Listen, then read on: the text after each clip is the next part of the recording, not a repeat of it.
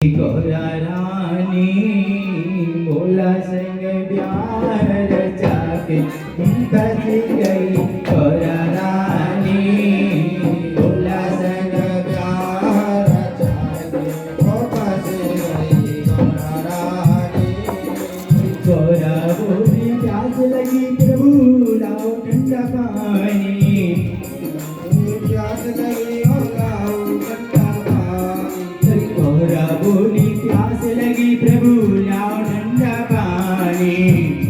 बोली प्यास लगी प्रभु लाओ ठंडा पानी। अरे बोले बोले हाँ बाबा बोले बोले जटा में गंगा पी लो गौरा रानी। बाबा बोले जटा में गंगा पी लो गौरा रानी। बोला संग ब्याह जाके ओ फंसी गई गौरा रानी। बोला संग ब्याह जाके ओ फंसी गई गौरा रानी। बोली गौरा नींद लगी प्रभु लाओ चार पाई। गौरा नींद लगी प्रभु लाओ चार पाई। अरे बोली गौरा नींद लगी स्वामी लाओ चार पाई।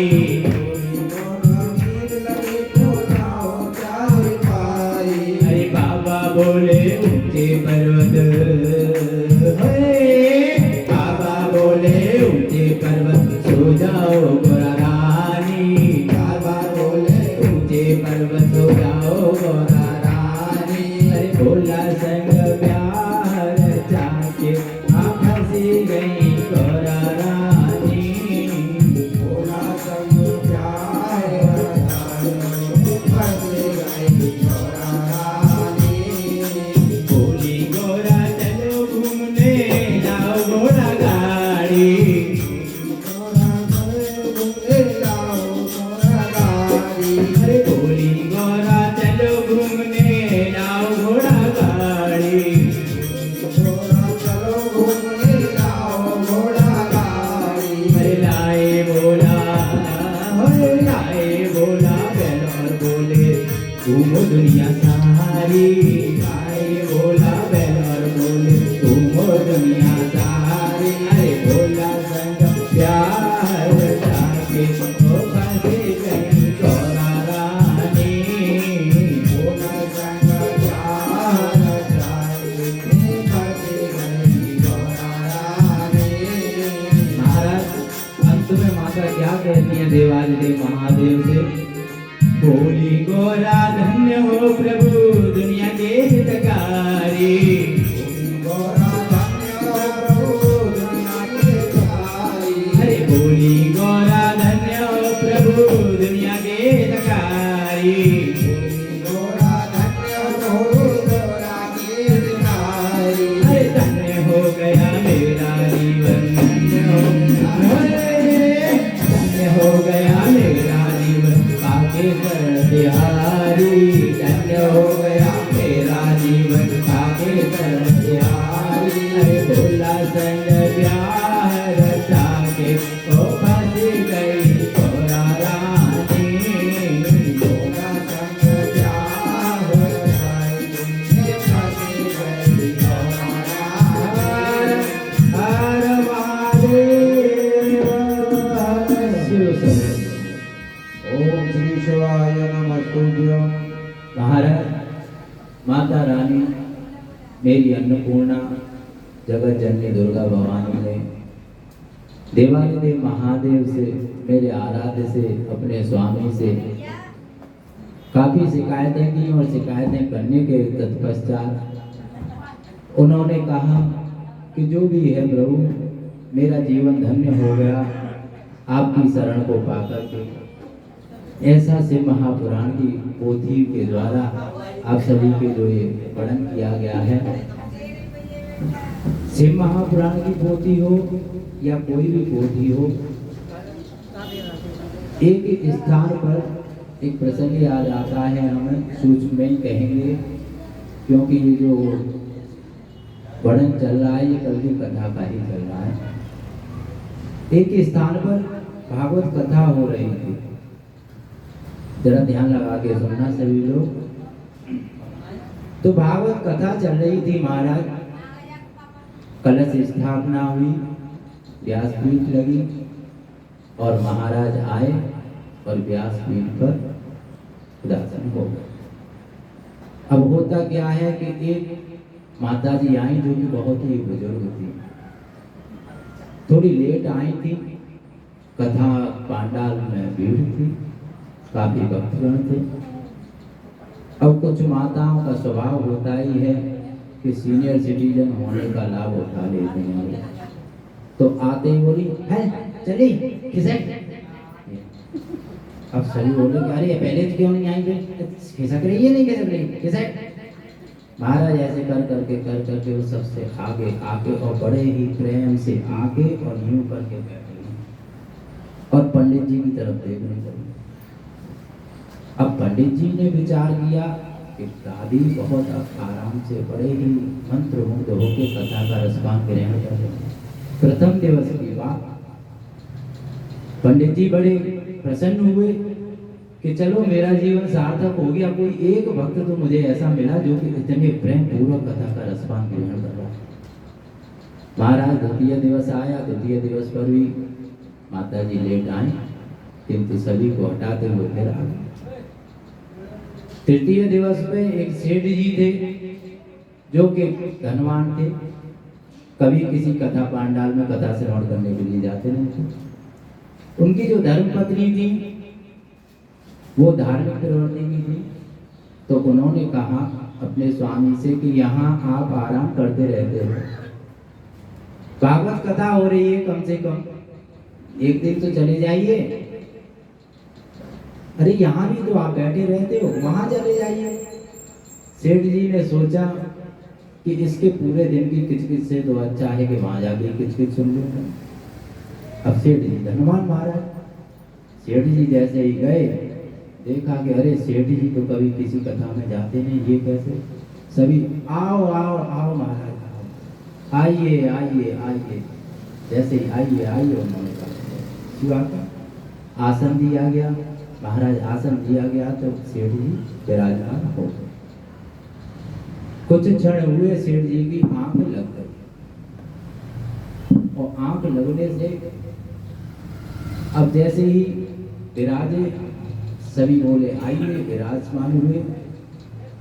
अब महाराज बार बार बीच बीच में बोलते कथा के मध्य में कि सुनिए, ध्यान से सुनिए, ग्रहण कीजिए, सुनिए।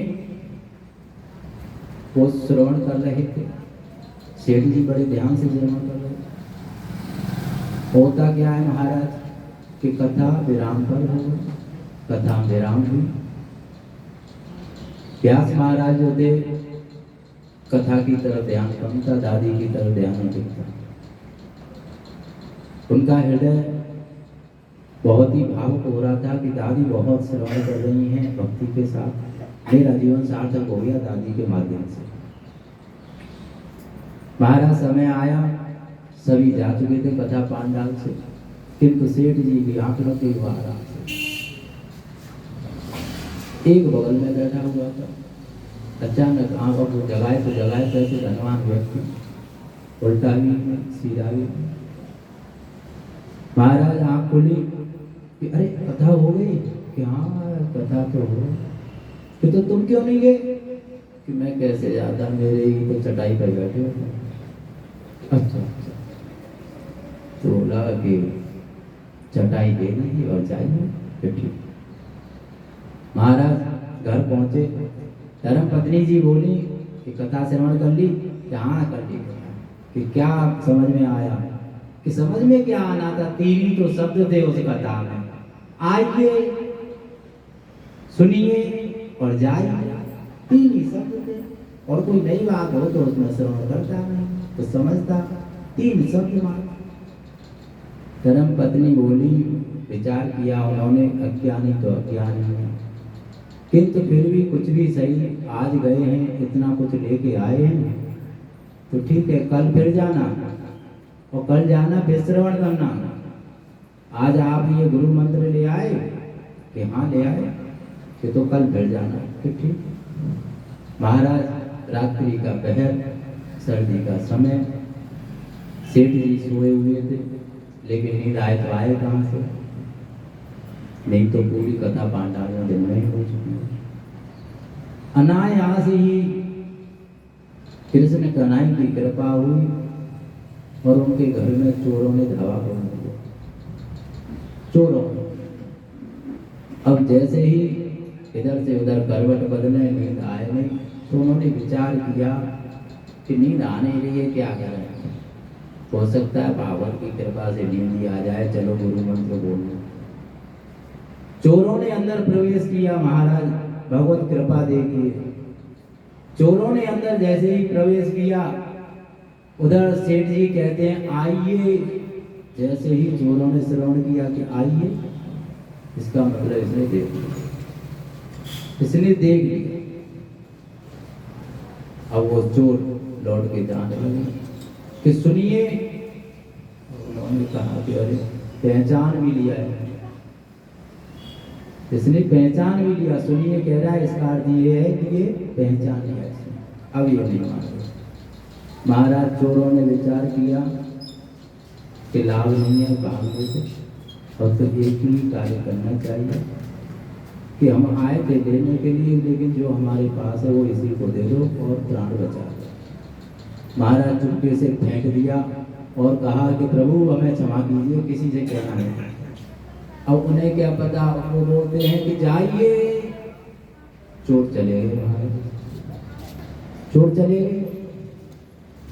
होता क्या है कि जब जोर से शोर हुआ, क्योंकि आइए, सुनिए, जाइए बार बार का उच्चारण हो रहा, कि धर्म पत्नी आई कि क्या हुआ, क्या चिल्ला रहे हो, कि चिल्ला क्या रहे, गुरु मंत्र बोल रहा।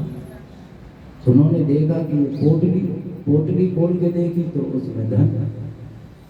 सेठ जी कहते हैं कि तेरी भागवत बड़ी जोरदार है, गुरु मंत्र भी मिला तो ऐसा मिला कि तुरंत ही सिद्ध हो गया, ये तो बहुत अच्छी भागवत है। महाराज सेठ जी रोजाना भागवत कथा में जाने। इधर क्या होता है, कथा विराम की तरफ अग्रसित होने लगी, और जब कथा विराम की ओर अग्रसित होने लगी तो दादी जी का तो वही नित्य जाती पर बैठ गया, और ऐसे बैठ जाती बड़ी मंत्र मुग्ध, और वो इतनी मंत्र मुग्ध रहती महाराज की क्या बताएं आपको, कि अपने नेत्र पटलों को वो कष्ट भी नहीं देना चाहती, बस यूं करके देखती रहती पंडित जी की तरफ। पंडित जी भी बहुत आश्चर्य में कि ऐसा भक्त मैंने आजीवन कभी भी कहीं देखा ही नहीं। महाराज होता क्या है कि कथा विराम हुई, पोथी पूजन हुआ, सभी जाने लगे। जब सभी जाने लगे तो व्यास महाराज कहते हैं कि अरे माता जी थोड़ा रुकेंगे, तो माता जी रुक के सवाल पूछे कि हाँ बोल, क्या बोलना है? तो माता जी आपके दर्शन करके मेरा जीवन धन्य हो गया। माता जी बोली कि अच्छा चलो ठीक है, लेकिन ऐसा क्या है जो मेरा दर्शन पाके तुम्हारा जीवन धन्य हो गया पंडित जी, ये तो बताओ। पंडित जी कहते हैं कि माता जी संसार जगत में मैंने न जाने कितनी कथाएं की, किंतु आप जैसा श्रद्धालु भक्त मुझे कभी भी कहीं भी प्राप्त न हुआ। आज इस धरा पे आपके दर्शन हुए हैं, मेरा जीवन सार्थक हो गया। दादी कहती हैं मुस्कुरा के कि अरे पंडित जी आप विपरीत दिशा में जा रहे हो, विपरीत दिशा में जा रहे हो। पंडित जी बोले विपरीत दिशा में कैसे जा रहे हैं माता जी, ये बताइए। कि नहीं चलो छोड़ो। अब पंडित जी जिद पे अड़ गए कि बताइए, कि बुरा मान जाओगे, कि नहीं बुरा नहीं मानेंगे, आप बताइए तो सही क्या बात। महाराज माता जी क्या कहती हैं कि मेरी एक पड़िया थी, पड़िया समझते होंगे, हमारे यहाँ तो पड़िया ही कहते हैं, आपका पता नहीं क्या कहते। मेरी एक पड़िया थी, बताने उसे क्या हुआ, आधा घंटे रैंक रही थी और आधा घंटे रैंक रहते मर गई। पंडित जी बोले तो इसमें मेरा क्या हो गया, मेरा रोल क्या है? अरे पंडित जी मैं तो इसीलिए ये देखती थी 7 दिन से लगातार 3 घंटे तुम बोलते हो, तुम्हारे प्राण कब निकलेंगे, तुम्हारे प्राण कब निकलेंगे? वो आधा घंटे में मर गई और उसका शरीर तुमसे विशाल था और तुम 3 घंटे लगातार बोलते तुम्हारे प्राण कब निकलेंगे, लेकिन तुम्हें तो कुछ नहीं। महाराज कहने का अर्थ ये है कि जैसा जिसका स्वभाव होता है उसके विचार भी वैसे ही होते हैं। एक सेठ थे जो कि आइए बैठिए सभी जाइए, मात्र 3 शब्दों में उनका जीवन धन्य हो गया। उन्होंने उसे ही बस अपना गुरु मंत्र मान लिया।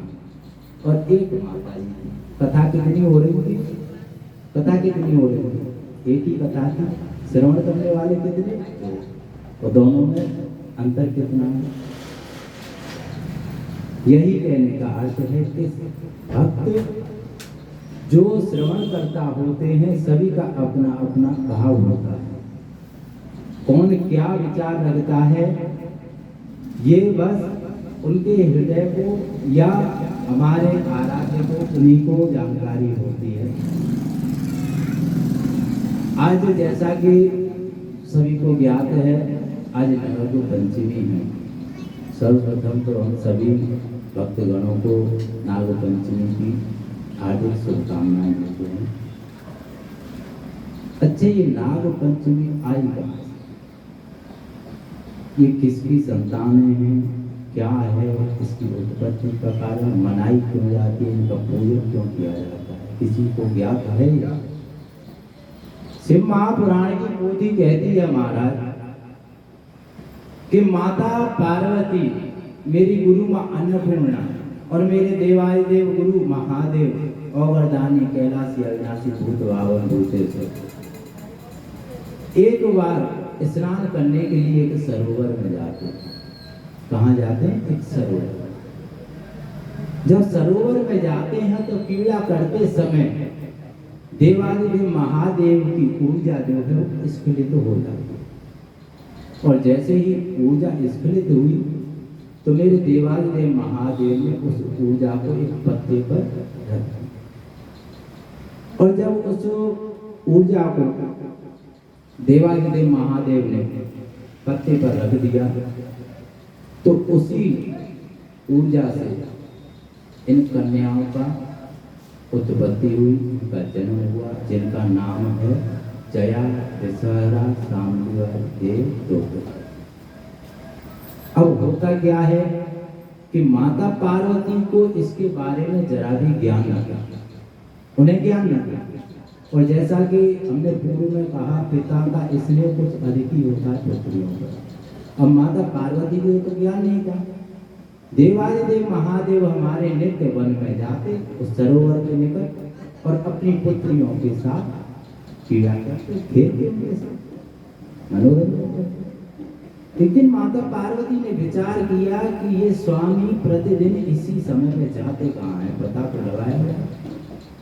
ऐसा क्या कार्य है जो कि एक ही समय और प्रतिदिन ये जाते हैं और काफी समय में लौट कर आते हैं। महाराज देवादिदेव जाते हैं, माता पार्वती उनके पीछे पीछे आती है।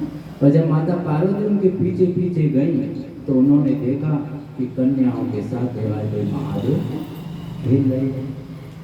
और जब उन्होंने देखा तो उनकी माता पार्वती को तो ज्ञान था ही नहीं कि कन्याएं हैं कौन। उनकी क्रोधाग्नि भड़क उठी और अपने पैरों से उन नाग कन्याओं को कुचलने ही वाली थी। तभी माता पार्वती और देवादिदेव महादेव मेरे अपनी पुत्रियों के मध्य में आकर खड़े हो गए और बोले कि ठहरो मां, ऐसा अपराध न करो, ऐसा अपराध न करो, तुम्हें ज्ञात नहीं ये कौन है। तो माता पार्वती कहती हैं कि कौन है, कि ये तुम्हारी स्वयं की पुत्री हैं, ये हमारी पुत्री हैं, ये कोई अन्य नहीं है, ये हमारी पुत्री हैं। माता पार्वती कहती हैं कि पुत्री, कि हाँ पुत्री हैं हमारी। देवादिदेव महादेव से जब पूछा गया माता पार्वती ने कि हमारी पुत्री कैसे हैं, तत्पश्चात देवादिदेव महादेव बताते हैं पूर्ण वृतांत कि इस प्रकार से ये हमारी पुत्री हैं। महाराज जैसे ही माता पार्वती को ये ज्ञात होता है कि ये विषकन्या नाग कन्याएं हमारी पुत्री हैं, तभी मेरी गुरु माता अन्नपूर्णा उन्हें वरदान देती हैं और कहती हैं कि सुनो नाग कन्याओं, आज मैं तुम्हें वरदान देती हूँ कि यदि कोई मानव श्रावण मास की पंचमी को तुम्हारा पूजन करेगा तो उसे दोष, सर्प दोष कभी नहीं, सर्प दोष से वो मुक्त हो जाए। ऐसा हमारे शास्त्रों में, हमारे पुराणों में वर्णन है ये नाग पंचमी का। बोलो नाग पंचमी माता की जय। आगे वर्णन आता है महाराज माता अशोक सुंदरी का, जिनका के लिंग पुराण में पूर्ण रूप से व्याख्यान है। कथा को समय के कारण थोड़ा सूक्ष्म में कहने का प्रयत्न कर रहे हैं, हम आप सभी को बता दें। आगे वर्णन आया गणेश जी का, क्योंकि ये गणेश जी का जो वर्णन है ना, ये गणेश जी का वर्णन कुछ अधिक है, इसलिए हमने अशोक सुंदरी जी को थोड़ा संक्षेप में ही कर लिया। आगे वर्णन आता है प्रथम पूज्य हमारे गणनायक, हमारे भ्राता स्वरूप लंबोदर जी का। तो पूर्व समय में महाराज, जैसा कि आप सभी को ज्ञात है, ये टीवी, मोबाइल, ये सभी मनोरंजन के संसाधन तो थे नहीं। देवादिदेव महादेव एक दिन बैठे हुए थे समाधि में, और देवादिदेव महादेव समाधि में तो माता पार्वती करेंगे। माता पार्वती का हृदय नहीं लग रहा था, तो उन्होंने अपने तन के लेपन से गजानन महाराज की प्रतिमा बनाई और उसमें प्राण डाले। तत्पश्चात उनकी उत्पत्ति, उनका जन्म हुआ। इसी कारण से उन्हें बोला जाता है कि अरे ये तो गोबर गणेश, इसीलिए बोला जाता है गोबर। महाराज समय आया, माता पार्वती के बहुत ही लाडले थे गजानन भ्राता हमारे। एक बार स्नान हेतु जाती हैं माता, दरवाजे पर खड़ा कर देती हैं कि देखना पुत्र कोई अंदर न आए, कोई प्रवेश न करे। गजानन भ्राता कहते हैं कि ठीक है माता, जो आज्ञा। अनायास ही समाधि से देवादिदेव महादेव आ जाते हैं, और जब देवादिदेव महादेव आते हैं तो वह उन्हें रोक देते हैं कि आप अंदर प्रवेश नहीं कर सकते, क्योंकि मेरी माँ स्नान करने हेतु गई। और जब देवादिदेव महादेव को रोका गया तो काफी प्रयत्न किया गया देवादिदेव महादेव के द्वारा कि पुत्र, मैं कोई अन्य नहीं, उसका स्वामी वह तुम्हारा पिता हूँ। किंतु गजानन महाराज वो किसी की नहीं मानने वाले। क्यों? क्योंकि उन्हें तो सिर्फ माँ का आदेश ही प्राप्त था और उसी को मानना था। उनके लिए सर्वपूज्य तो भी होती माता पार्वती। महाराज समय आया, देवादिदेव महादेव को जब क्रोध आया तो उन्हें अपने घोड़ों को भेजा और कहा कि इससे युद्ध करके इसे हटाना। न माने तो संहारी कर दिया, कोई परेशानी नहीं। किंतु यहाँ तो सभी विपरीत हो रहा था। जो भी जाता अपने मुंह की खा के आता। गजानन जी से कौन जीते? समय आया महाराज, जैसे ही ज्ञात हुआ देवादिदेव महादेव को कि सभी पराजित हो रहे हैं उस बालक से, देवादिदेव महादेव मेरे गए और जाके उन्होंने अपना त्रिशूल उठाया और त्रिशूल उठाकर अपना मेरे प्रथम पूज्य श्री गजानन महाराज का शीश धड़ से अलग कर दिया। और जो कि पूर्व में कथा आई थी माली सुमाली की, शायद परसों आई थी। माली सुमाली का जो वर्णन आया था, परसों की कथा में आया था। कश्यप बाबा ने जब सूर्य देव का देवादिदेव महादेव ने शीश काटा था, तो सूर्य देव को शीश काटने के कारण देवादिदेव महादेव को श्राप मिला था कि आप पुत्र का शीश काटो। वो श्राप यहाँ फलित होता है महाराज, और देवादिदेव महादेव शीश काट देते हैं गजानन महाराज का। जैसे ही शीश कटा, शीश कटने से ही ध्वनि हुई माँ माँ, और जैसे ही ध्वनि हुई माता पार्वती निकल कर आई और उन्होंने जैसे ही देखा कि मेरे पुत्र का, मेरे गणेश का शीश काट दिया है, तभी उनकी क्रोधाग्नि जल उठी। और जैसे ही क्रोधाग्नि जलती है महाराज, चारों ओर इस धरा पर, इस प्रकृति पर, इस पृथ्वी मंडल पर संकट के बादल होते हैं, चारों ओर हाहाकार मचता है और 33 कोटि देव एक दूसरे की तरफ देखते हैं। क्यों? क्योंकि देवादिदेव महादेव और माता शक्ति, माता पार्वती, माता दुर्गा, जगदम्बा, इनके सम्मुख में कौन जाए, क्या करे। तत्पश्चात ब्रह्मा जी आते हैं और वार्तालाप करके बात को संभाल कर उपाय खोजा जाता है। तत्पश्चात उनके हाथी का मुख लगाया जाता है, और जब हाथी का मुख लगाया जाता है उसी समय से उनका नाम पड़ता है बोलो लंबोदर महाराज की जय। आगे बढ़ना आता है महाराज द्वितीय पूज्य। देखो कथाएं जैसा कि हम कई बार वर्णन कर चुके हैं, सभी स्थानों पर होती हैं। व्यास कोई भी हो, नया कुछ लेके नहीं आता, कोई भी किसी के ऊपर।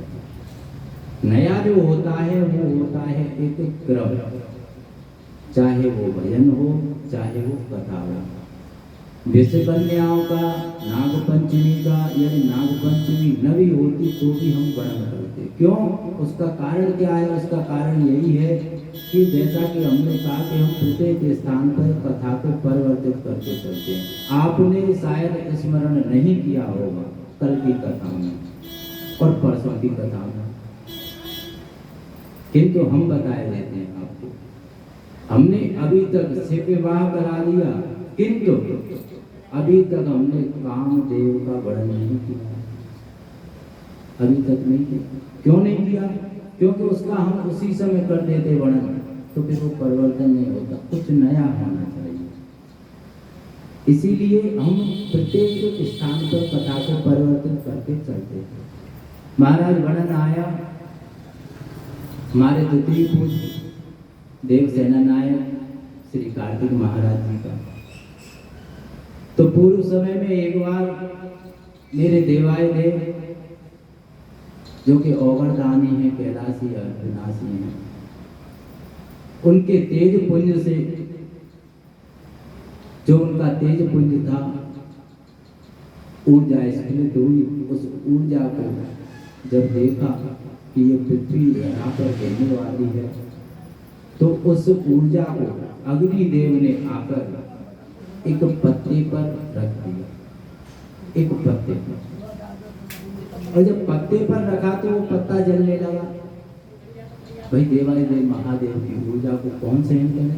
स्वयं अग्निदेव ने जब रखा तो वो भी जलने लगे। और उन्होंने देखा कि इस तेज को मैं ग्रहण नहीं कर सकता हूँ, मैं इसे संभाल नहीं सकता हूँ, इसका तेज अधिक है, तो उन्होंने पत्ते पर रख दिया। पत्ता होता है हरा भरा, शीतलता भी प्रदान करता है, किंतु वो पत्ता भी जलने लगा। अब जब पत्ता जलने लगा तो अग्निदेव ने विचार किया कि अब तो कुछ नहीं हो सकता, अब तो इसे गंगा में प्रवाहित कर दें। अच्छा, गंगा का क्या है कि माता पार्वती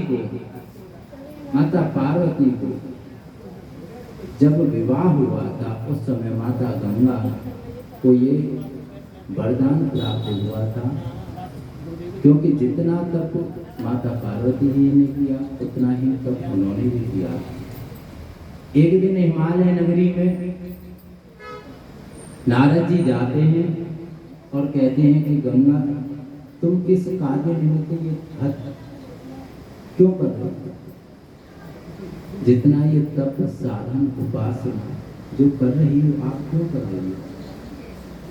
तो माता गंगा कहती हैं कि हे नारद जी, मैं अपने आराध्य को स्वामी के रूप में पाना चाहती हूँ।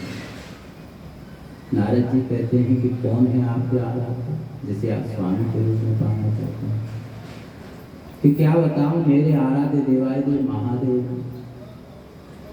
जब ऐसे ही उन्होंने सुना नारद जी ने कि देवादिदेव महादेव, तत्पश्चात नारद जी कहते हैं कि देखो ये जो तुम्हारी बहन है पार्वती, ये स्वयं शक्ति रूप है और ये प्रत्येक जन्म में देवादिदेव महादेव की अर्धांगिनी बनने को ही आती है।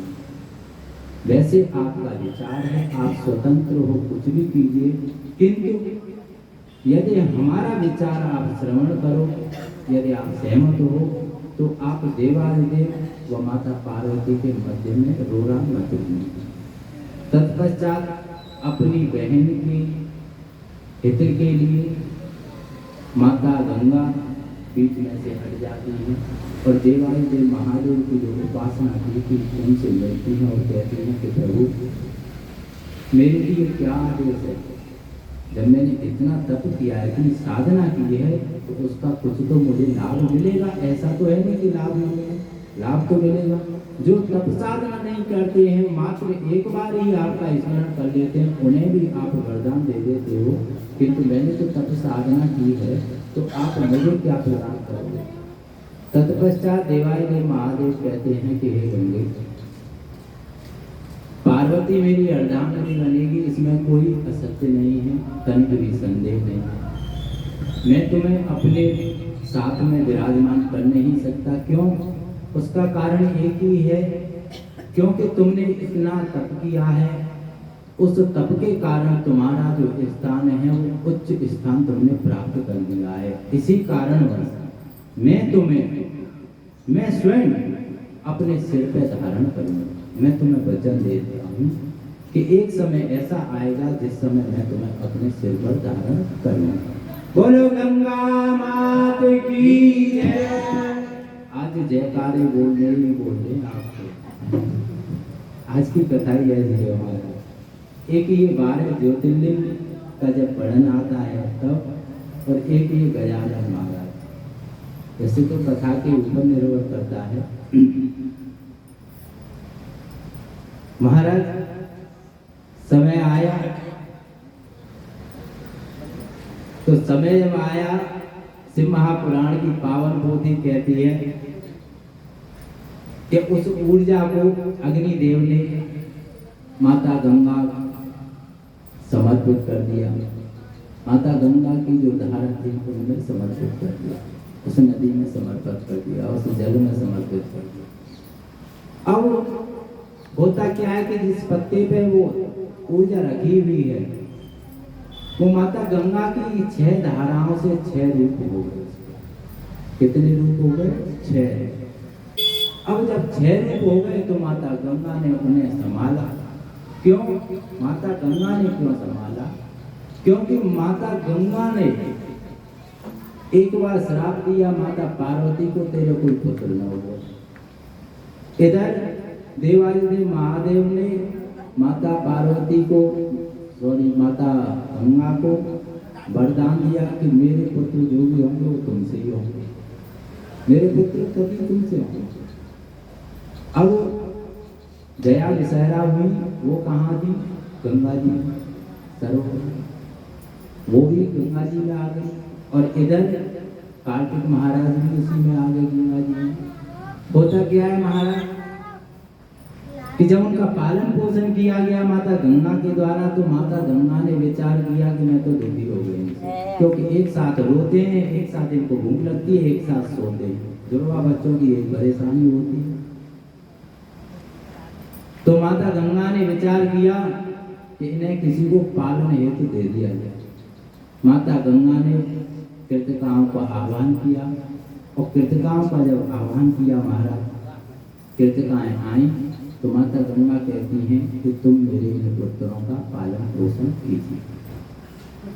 कृतिकाएं बड़ी प्रसन्न हुई कि माता गंगा ने हमारा सौभाग्य बना दिया, हमारे भाग्य बड़े प्रबल हैं, जो कि माता गंगा के पुत्रों का हम पालन पोषण कर रहे हैं। किंतु इन्हें ये नहीं पता कि चलते फिरते कितनी परेशानी है आपके। अब घर लेके घर गई महाराज, तो उनका वही हिसाब, एक रोता है तो बाकी के 5 भी रोने लगते, एक सोता तो बाकी के 5 भी। कहते कहाँ है, एक दिन देखा, 2 दिन देखा, महर्षियों की पत्नी उन्होंने विचार किया कि अरे गंगा बहुत होशियार है, इसीलिए हमें दिया है, अपनी बला हमारे ऊपर टाल दी गंगा। महाराज कृतिकाओं ने विचार किया कि ऐसे कार्य नहीं बनेगा, और कृतिकाओं ने अपने तपोबल से उन 6 पुत्रों को एक ही स्वरूप दे दिया और उनका नाम पड़ गया सडानन। बोलो सडानन महाराज की जय।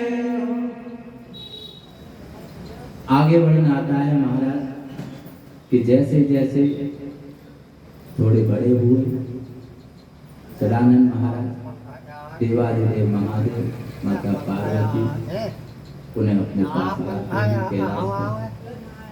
और जो असुर हुआ था पूर्व में तारकासुर, जो कि देवों को प्रताड़ित कर रहा था, कष्ट दे रहा था, स्वरूप पर अपना आधिपत्य कर रखा था उसने, क्योंकि उसे आशीर्वाद प्राप्त था कि वो किसी के द्वारा नहीं मारा जा सकता जब तक कि देवादिदेव महादेव का स्वयं का कोई पुत्र न हो।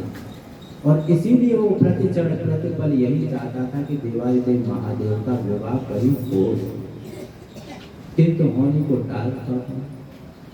जो आया है उसे तो जाना ही जाना है महाराज। प्रत्येक वस्तु की, प्रत्येक मनुष्य की, प्रत्येक मानव की एक सीमा होती है, एक आयु होती है।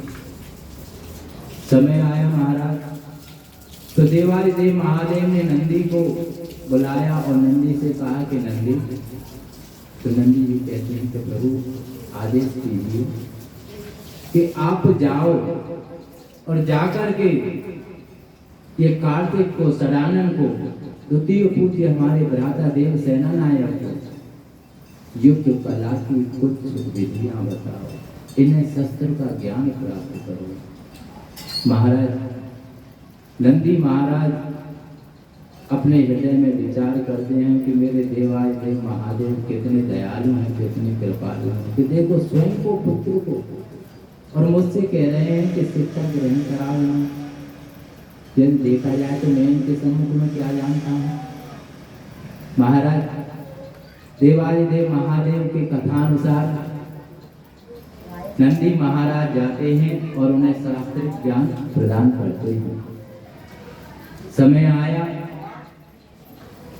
तारकासुर युद्ध भूमि में, इधर प्रथम युद्ध देव सेनानायक सडानन महाराज का, वो अपने जीवन के प्रथम युद्ध में जा रहे हैं, सभी देव उनके साथ हैं और आकाश से स्वयं देवादिदेव महादेव माता पार्वती देख रहे हैं कि हमारा पुत्र कैसे युद्ध लड़ रहा है।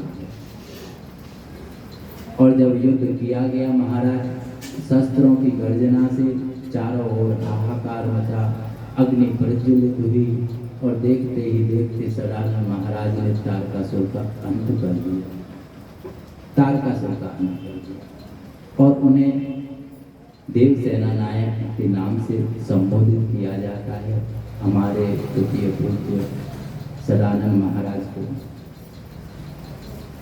आगे प्रसंग आता है शिव महापुराण की पावन पोथी में। अब यहाँ से थोड़ी रोचकता आएगी कथा के मध्य में। आगे प्रसंग आता है महाराज कि सभी को जैसा कि ज्ञात है, गजानन महाराज के 2 विवाह हुए। उन 2 विवाहों का कारण क्या था? क्योंकि वो श्रापित थे, श्राप लगा हुआ था माता तुलसी माँ। अब होता क्या है कि उनके विवाह,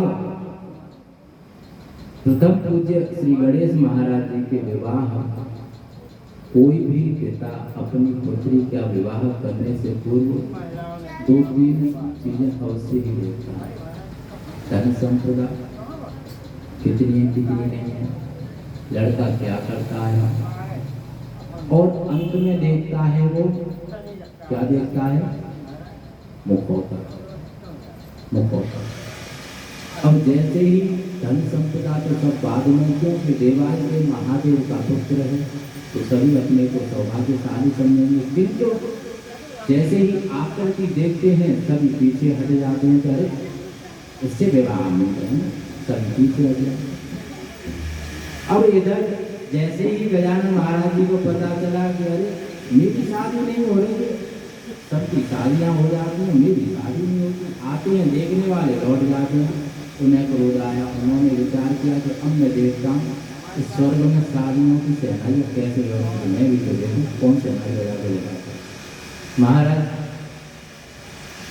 देवों में तो उसकी भी शादी होती। मेरे प्रथम पूज्य भ्राता श्री गजानन महाराज विघ्न हरता जिसे हम कहते हैं, वो विघ्न डाल देते शादी कि करो शादी। अब उन्होंने संकल्प कर लिया कि मेरी जब तक शादी नहीं हुई तब तक अब मैं किसी की शादी होने नहीं होगा। मैं भी तो देखूँ शादी तुम करते कैसे, हम कुआरे गए थे हुए तो मजे मार रहे हो, दावत पे दावत, दावत पे दावत। महाराज देवों को क्या हुआ ये कि गजानन महाराज विघ्न डालते हैं शादियों में, और जैसे ही ये ज्ञात हुआ सभी देव ब्रह्मा जी के पास जाते हैं और कहते हैं कि प्रभु रक्षा कीजिए, रक्षा कीजिए। ब्रह्मा जी बोले कि क्या बात है, बात है कि प्रभु बात क्या है। वो गजानन महाराज है ना देवादिदेव महादेव के सुपुत्र, हाँ है कि प्रभु वो किसी की शादी नहीं होने देते। क्यों, उन्होंने क्या किया कि विघ्न पूजा विघ्न हरता है वो, किंतु शादियों में विवाह में विघ्न डाल देते। कुछ न कुछ ऐसा रोड़ा लग जाता है कि शादी पूरी हो ही नहीं पाती, शादी नहीं होती है, शादी टूट जाती है। ब्रह्मा जी ने विचार किया कि देवादिदेव महादेव से कौन पंगा ले, सामने वाला कोई भी शत्रु हो उसे शत्रु का निभाने से पहले ये देखा जाता है कि उसके हम कमजोर हैं या बलवान हैं। तो ब्रह्मा जी ने विचार किया कि ज्ञान के द्वारा पराजित कर सकते हैं गजानन महाराज को, किंतु उन्हें ये स्मरण नहीं था कि वो भी ज्ञानियों में कुछ कम नहीं है। ज्ञान में गजानन महाराज भी कम नहीं है। हमारा गजानन महाराज से किसकी इतने सामर्थ्य है जो कि जीत सके, वो भी ज्ञान में। ब्रह्मा जी ने ज्ञान की विचार किया तो ब्रह्मा जी ने अपनी मानस पुत्रियों को रिद्धि सिद्धि से कहा कि जाओ पुत्रियों, गजानन के पास जाओ और उनसे शिक्षा ग्रहण करो, उन्हें अपना गुरु बना लो, उनसे शिक्षा ग्रहण करो। अच्छा, शिक्षा ग्रहण करने का अर्थ क्या था? शिक्षा ग्रहण नहीं कराना, उनका कहने का अर्थ ये था ब्रह्मदेव का कि आप जाइए गजानन महाराज के पास, असत्य बोलना, उनसे ये कहना कि हम शिक्षा ग्रहण करने आए, तो वो मान जाएंगे। किंतु जैसे ही किसी का विवाह हो देवों में तो तुम उन्हें बातों में लगा लेना, जिससे कि उनका इधर ध्यान ना आए, इधर विवाह हो जाएगा, वो बातों में लगे रहेंगे। रिद्धि सिद्धि ने कहा ठीक है। महाराज जैसे ही किसका प्राण ग्रहण होता, किसी का विवाह होता देवों में, रिद्धि व सिद्धि दोनों हमारे प्रथम पूज्य देव गजानन महाराज एक दंत जी को, लंबोदर जी को बातों में लगा लेते। एक बार हुआ, दो बार हुआ, समय व्यतीत हुआ, 3 बार हुआ। अब देखा गजानन महाराज ने कि ये तो कुछ उल्टा हो रहा है मेरे साथ। कारण क्या है? आज तक तो ऐसा हुआ नहीं, मैं विघ्न डाल नहीं पाता हूँ, इनकी शादी हो जाती है, मुझे पता ही नहीं चलता। उन्होंने विचार किया कुछ न कुछ यहाँ षड्यंत्र चल रहा है मेरे साथ। महाराज समय आया फिर एक विवाह, और जैसे ही रिद्धि सिद्धि को ज्ञात हुआ कि विवाह है, उन्होंने फिर उन्हें बातों में लगाया।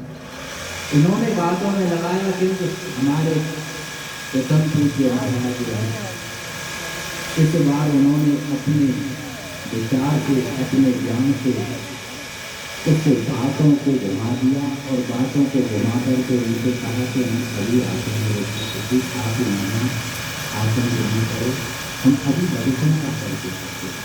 और जैसे ही दर्शन का करने गए उन्होंने देखा कि हाँ मेरा विचार सही है, ये मुझे बातों में लगाती हैं, इसीलिए ये विवाह होते हैं। तत्पश्चात उन्हें ज्ञात हो गया, और फिर उन्होंने एक बार पुनः फिर निकाल दिया। जब ब्रह्मा जी को ये ज्ञात हुआ कि गजानन महाराज को ये ज्ञात हो चुका है कि रिद्धि सिद्धि बातों में लगाने के लिए आई हैं यहाँ, न कि शिक्षा ग्रहण करने के लिए, तब ब्रह्मा जी जाते हैं और हमारे गजानन महाराज जी से कहते हैं कि हे प्रभु आप ऐसा कीजिए, मेरी ये जो प्रक्रिया है आप इसमें से विवाह करने की। आगे बढ़ना आता है महाराज। अब विवाह हो कैसे, क्योंकि पुत्र हैं दो, एक बड़ा एक छोटा। अब गजानन महाराज गए कैलाश पर और बोले, पिताजी माताजी मुझे तो वहाँ पर बोले कि मैं शादी करना चाहता हूँ। देवादेव महादेव बोले कि शादी करना चाहता हूँ, शादी तो हो जाए तो लेकिन व्यवस्था सबसे बड़ा तो शांति की किसी भी मैं शादी करना चाहता हूँ, शादी क्यों करते। और उधर कार्तिक जी कहते हैं कि नहीं पहले मेरी होगी तुम्हारी जब हो जाएगी, पहले मेरी शादी होगी। तो बेकार की बात कर, पहले मेरी होगी भाई, मेरा अधिकार पहले है। देवादेव महादेव माता पार्वती कहते हैं कि जो भी व्यक्ति तुम दोनों में से किसी तरह की परिक्रमा लगाएगा और जो प्रथम आएगा उसी का विवाह किया जाएगा। प्रथम अवस्था में उसी का विवाह।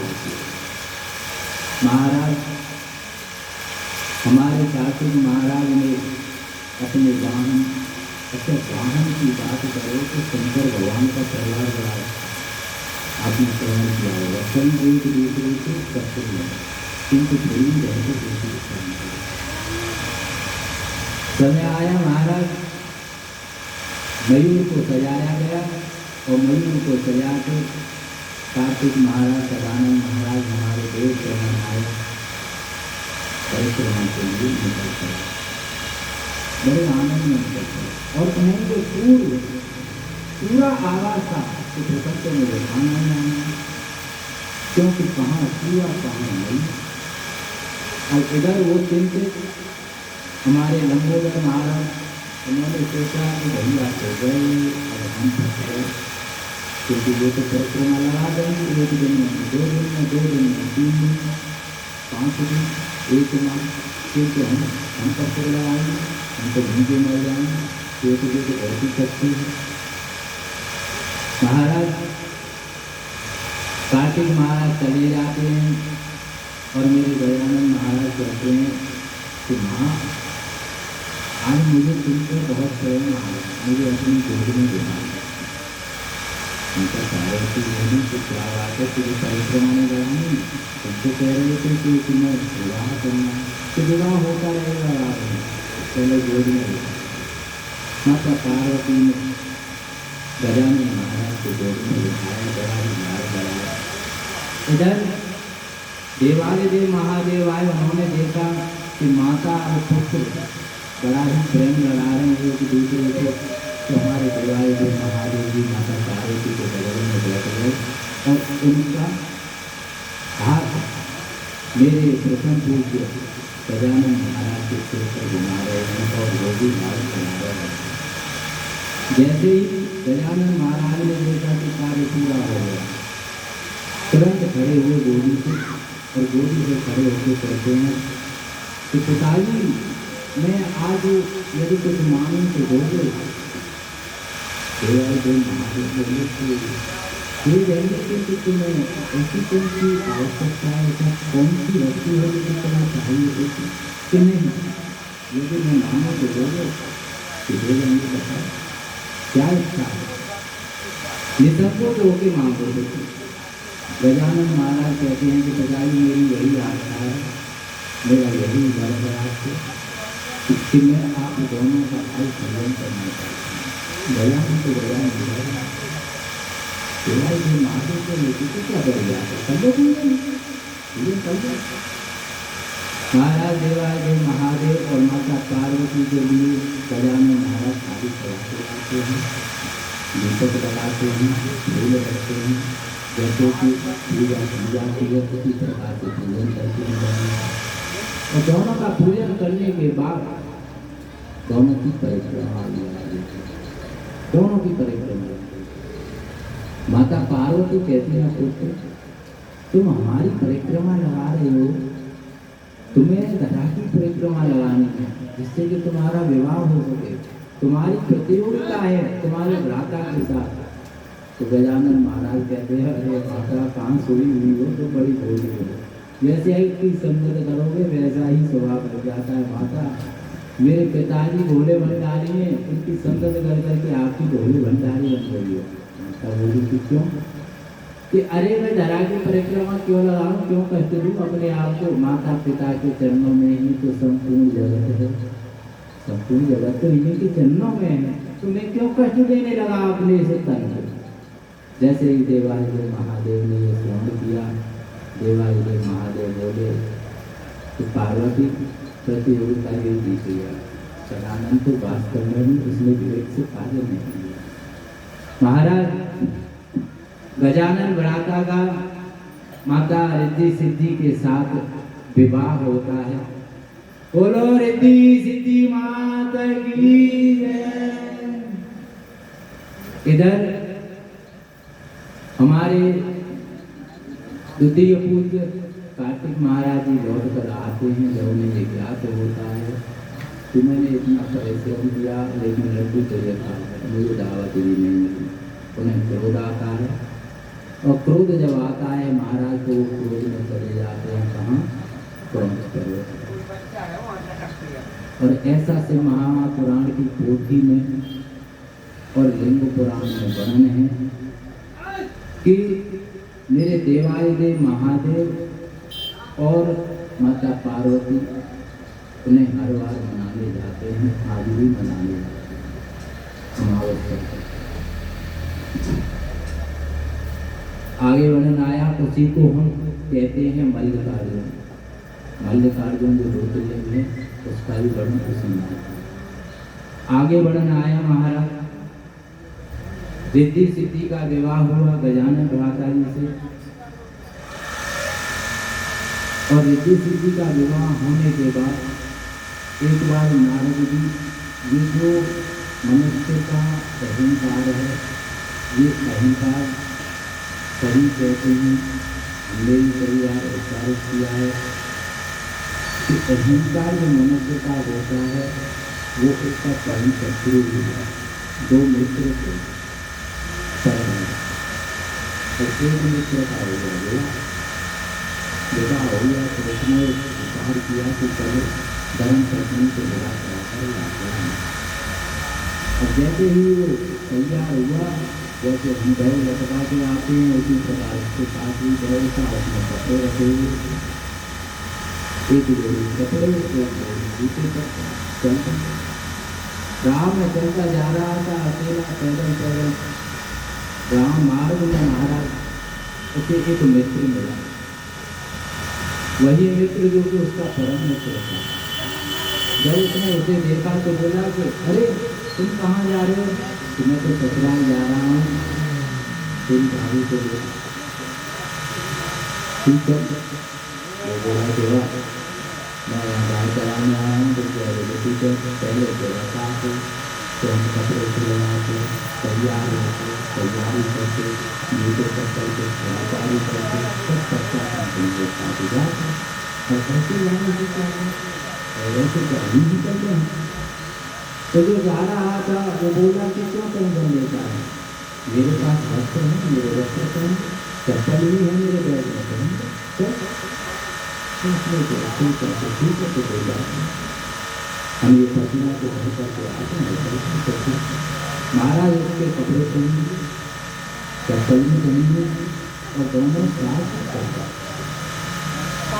होता क्या है कि ससुराल पहुँचते हैं और जब ससुराल पहुँचे तो दामाद से जो सासू मासी बोली कि क्यों मेहमान ये तो मैं ये तो पहले आ रहा हूँ शादी में, अरे ये हमारा बहुत परम मित्र है, ये बहुत परम मित्र, बहुत अच्छा है, और किसी का बहुत सज्जन मित्र। बेचारा एक कहे पे हमारे साथ आ गया, बात रे एक बार कहा था हमने, रसोई बेचारा तैयार हो गया, बड़ा सज्जन बेचारा, बहुत शीतल हृदय। एक बार हमने कहा तुरंत तैयार हो गया। कपड़े नहीं थे, मुझसे बोल रहा था कपड़े नहीं है, चप्पल नहीं है। हमने दे दिया तो चलो पहले। और जैसे उसने ये कहा कि हमने दे दिया और उससे बड़ा बुरा लगा, सबको बुरा लगेगा, हमें भी बुरा लगेगा। उसने सोचा बड़ा बेकार आदमी, अच्छा ही कह रहा है, बेइज्जती भी कर रहा है। जैसे ही एकांत में निवास हुआ तो वो बोला क्यों भाई बेइज्जती कराने लाए अपनी ससुराल में? तो क्यों कि अरे तुमने ये क्या कहने की आवश्यकता थी कि कपड़े हमारे हैं, जूते चप्पल हमारे हैं? अरे क्षमा करो मित्र, क्षमा कर दो, हमें क्षमा दान दो, हमारे मुख से निकल गया। वो बोला कि अरे यार नहीं, ये तो बेकार बात है कि कोई टेंशन बात नहीं, अब दोबारा ऐसा नहीं होगा। तो सोच लो दोबारा ऐसा हुआ तो हम लौट जाएंगे कि नहीं नहीं दोबारा ऐसा नहीं हुआ। तो उसने विचार किया कि चलो कोई बात नहीं, ऐसा होता है कभी कभी निकल जाता है। महाराज शाम के समय सभी जैसा कि होता है साली सरे जाए, और साली सरे जब आई दरवाजे पर बैठे हुए थे दोनों कुर्सी डाल के, और उन्होंने देखा तो हंसी मजाक करने लगी। और हंसी मजाक करते करते बोली क्योंकि जीजा जी ये कौन है? ये आपके मित्र कि अरे ये यहाँ, अरे ये बड़े बहुत सज्जन, बहुत शीतल हृदय इनका, इतने दयालु हैं कि गाय भी इनके सम्मुख में बहुत। एक बार कहने में आ गए, एक बार कहा था हमने तुरंत तैयार हो गया, कपड़े नहीं थे हमने कपड़े दे दिए, जूते भी दे दिए। और उसके फिर आग लगी कि देख वहाँ तो वहाँ इसने यहाँ भी कहते। अब तो उसका दिमाग ठनका के अब नहीं रुकेंगे, तुरंत खड़ा हो गया, अंदर आया, अब चल। जैसे ही चलने को हुआ तो वो आ गया, अरे मित्र क्यों कहाँ चले? चले तो बोले काहे के मित्र, काहे के मित्र भाई? बार बार कोई पूछता है तुमसे, किसी ने तुमसे पूछा कि कपड़े किसके हैं, किसी ने पूछा कि जूते किसके हैं, चप्पल किसके हैं? अरे जितना पूछ रहा है उतना जवाब दे। तो बार बार कपड़े मेरे हैं, कपड़े मेरे, अच्छे कपड़े दिए भाई तुमने मुझे। बार बार हर बार कह देता कि चप्पल मेरी है, जूते मेरे हैं, बेइज्जती कर रहे हो।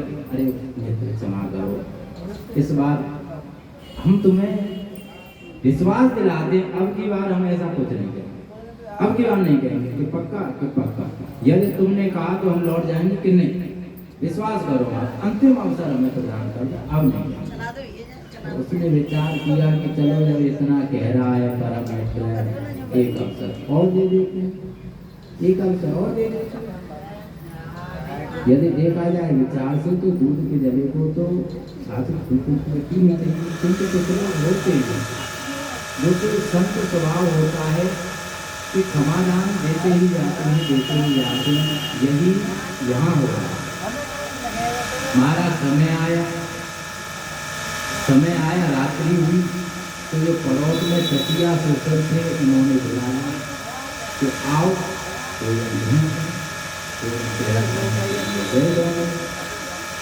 और इधर को ग्रहण कर रहे, सतिया ससुर बोले, सतिया साथ बैठे नहीं कि क्यों मेहमान, ये क्या आपके मित्र हैं?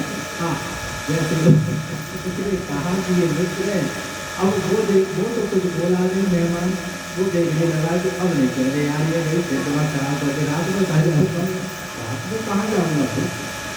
और उन्होंने कहा कि आपके मित्र, मेहमान कहते अरे ये भी बहुत शीतल है, बहुत परम मित्र है मेरा परम मित्र। कपड़ों के बारे में मैं कुछ नहीं कहूँगा, कपड़ों के बारे में उसके बारे में कुछ नहीं कहूँगा, मैंने संकल्प ले रखा है। मित्र वाला लगा कुछ नहीं कहेगा, सब कुछ कह दिया, कुछ नहीं कहने में सब कुछ कह दिया। कहने का अर्थ क्या है कि मनुष्य के अंदर जो भरा हुआ होता है वही बार बार बाहर निकलता है। इसको प्रथम को कहने का अर्थ यही है कि जो हमारे अंदर भरा हुआ है, भक्ति भरी हुई है तो भक्ति नहीं हुई। जैसे विचार हमारे हैं वैसे ही विचार हमारे बाहर, आप सभी के सम्मुख में, एक दूसरे के सम्मुख में प्रकट होते हैं। ऐसा नहीं है, कुछ लोग ऐसे भी होते हैं, हम ये स्वीकार करते हैं कि अंदर कुछ है किंतु दर्शाने का प्रयत्न कुछ और करते हैं, किंतु वो प्रयत्न करते हैं, जिसे वो प्रयत्न कर रहे हैं दर्शाने का, वो समझ नहीं आता है कि सत्यता क्या है। महाराज सभी आनंद में विराजमान होते हैं, देवादिदेव महादेव के प्रथम पुत्र जो कि सारे श्रीरूप हैं गजानन महाराज का विवाह होता है। और जब विवाह होते सारे कार्य हो गए, आगे वर्णन आता है नारद जी। नारद जी जो कि संत हैं, प्रतिक्षण प्रतिपल नारायण की आराधना में रहते हैं। एक बार का समय है, उन्होंने अपनी तप साधना से कामदेव पर विजय प्राप्त कर लिया। किसको प्राप्त कर ली? कामदेव पर। कामदेव पर जब विजय प्राप्त कर ली तो उनके हृदय में, जैसा कि अभी कहानी के माध्यम से आप सभी श्रोता गणों को, भक्ति गणों को, शिव परिवार के सभी शिव उत्सव को श्रेय कराया गया, जैसे ही विजय प्राप्त की तो उनके हृदय में अहंकार उत्पन्न हो गया। अहंकार उत्पन्न क्यों हुआ? क्योंकि उन्होंने विचार किया कि मैंने उस कामदेव को जीत लिया जिसे स्वयं देवादिदेव महादेव जीत नहीं सके। जिसे महादेव नहीं जीत सके उसे मैंने जीत लिया। और महाराज जाकर के वो उन्होंने विचार किया कि चलो कैलाश पर करते हैं और देवादिदेव महादेव को इससे ज्ञात कराते हैं कि देखो मैंने कामदेव को जीता है जिसे आप जीत नहीं सकते। और ऐसा प्रायः देखा गया है कि यदि कोई पुत्र या पुत्री किसी परीक्षा में सफल हो जाए और बड़ा का कोई असफल हो जाए तो अहंकार थोड़ा सा हमारे हृदय में उत्पन्न हो जाए। शास्त्र कहता है कि हमें उससे सदैव रखना चाहिए, किंतु बच्चों को बचने कहते हैं। मानव स्वभाव जो है वो बचने का प्रयत्न नहीं करता, और प्रयत्न कर भी ले तो इंद्रियों पर नियंत्रण नहीं है। मनुष्य के जीवन में दो चीजें होती हैं, स्थिरता प्लस अस्थिरता। स्थिरता क्या होती है, अस्थिरता क्या होती है, ये लिंग पुराण का व्याख्यान। स्थिरता वो होती है कि एक मनुष्य जो कि रोग से, किसी से पीड़ा से, किसी कष्ट से ग्रसित है और वो किसी वैद्य के पास जाता है, किसी डॉक्टर के पास जाता है, और यदि कोई ऑपरेशन करना पड़े तो उसे क्या करना है? ऑपरेशन अचेतावस्था। अब अचेतावस्था जो है, आप विचार कीजिए क्या उसकी सांस चलेंगे, किंतु किस मुद्रा में है? स्थिरता में।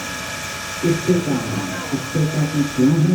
क्योंकि इस समय वो एकदम स्थिर है, उसका मानसिक संतुलन स्थिर है। अस्थिरता क्या है? जैसे ही उस दवा का असर खत्म होगा वो पुनः अपने विचारों में, उसके जो मस्तिष्क में विचार करेंगे, उसका इंद्रियों पर नियंत्रण नहीं होगा, वही उसकी अस्थिरता होती है। ये होती है स्थिरता, वो अस्थिरता। आगे महाराज जैसे ही नारद जी ने कामदेव को जीता, अहंकार उत्पन्न हुआ, और अहंकार जब उत्पन्न हुआ उनके हृदय में तो उन्होंने विचार किया कि चलो देवादिदेव महादेव को बताया जाए। और ऐसा होता है कि कभी भी आप देखें, मनुष्य जीवन में दो अवस्थाएं ऐसी होती हैं, उन दो अवस्थाओं में हम सबसे अधिक त्रुटियां करते हैं, सबसे अधिक। वो दो अवस्थाएं कौन सी हमारा आपको बताया? दो अवस्था, और प्रत्येक मनुष्य के जीवन में होती है वो अवस्था।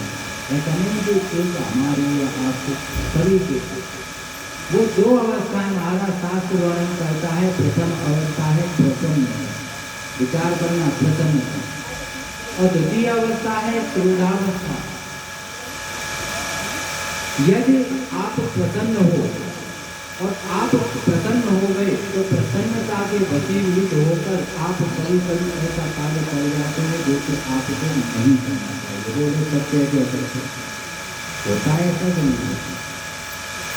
क्रोधावस्था क्रोध के वशीभूत होकर कर देता है। जरा सा हमसे किसी ने कुछ कहा, हमें क्रोध आया, हमने कुछ उठा के उसके सिर में दे मारा, उसने क्या किया, 100 नंबर पर फोन किया, पुलिस आ गई, पुलिस आई, हमको उठा के ले गई, उठा के बंद कर दिया, केस चालू हो गया। अब आकर हम किसी के सामने भेजे देंगे, अब परिणाम क्या है, उसे दो पड़ेगा कि वकील को भी तैयार कर रहे, पुलिस वालों को भी तैयार कर रहे, सभी को तैयार कर रहे। क्यों? क्रोधावस्था। मात्र एक क्षण यदि हम उस क्षण वहाँ से निकल जाते तो कितना अच्छा होता है। इसीलिए हम बार बार इस व्यास पीठ पे कहते हैं कि यदि आपके संग को कोई आपकी प्रसन्नता कर रहा है तो तुरंत वहाँ से भाग जाइए। आपके लिए वो श्रवण करना अच्छी बात नहीं है, क्योंकि अहंकार उत्पन्न होगा ही होगा। और यदि आपकी कोई निंदा कर रहा है तो भी वहाँ से चले जाइए, तो भी वहाँ से भाग जाइए। क्यों निंदा को क्यों जाना चाहिए? क्योंकि एक सीमा होती है। आपकी धैर्य सीमा 2 घंटे 4 घंटे की है, यदि उससे अधिक कुछ कहा तो आप अपनी धैर्य सीमा खो दोगे और कले शुरू। इसीलिए हम बारंबार कहते हैं कि इन 2 कार्यों जब भी आपके जीवन में आए तुरंत वहाँ से आप करिए।